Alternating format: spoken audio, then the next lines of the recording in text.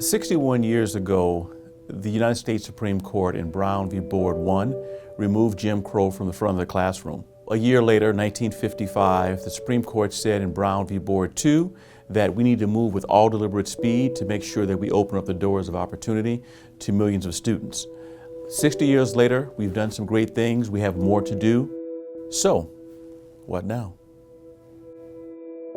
There are two schools of thought regarding the success of Brown v. Board of Education. First is color-coding classrooms. And they're well-meaning and intentioned people, very smart, who believe the best thing we can do for children is to make sure that kids of different races sit in the same classroom. That approach has been in place for almost 50 years with a mixed success.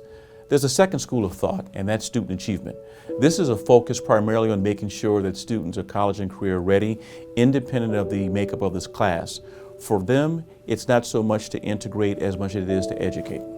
If you look at the graduation rate in 1955, when the court rendered with all deliberate speed, and compare it to today at 2015, there's been a tremendous increase, A, in the number of students who are graduating from high school, and we still have a ways to go.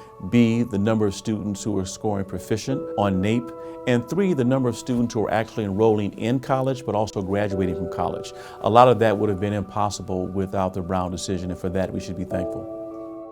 Within the public school system today, we actually have choice. One that I actually support is open enrollment. There are 22 states in the country which allow open enrollment. And what will that do? It'll allow a mom and dad to send his or her child across the zip code line, or frankly across the school board line, to attend a public school that's high performing, and I think that's important. I think we should actually expand that because unfortunately too many children today are trapped in zip codes with schools that simply do not work. We know today that 83% of the students who attend a public school attend one in his or her zip code area. The open enrollment opportunity is really one about opening up access, and I think it makes sense.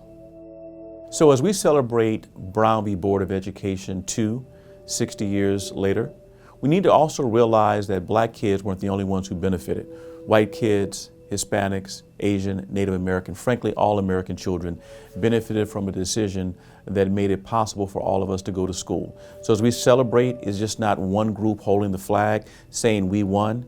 It's all children holding the flag saying we have a better future because we will win through education.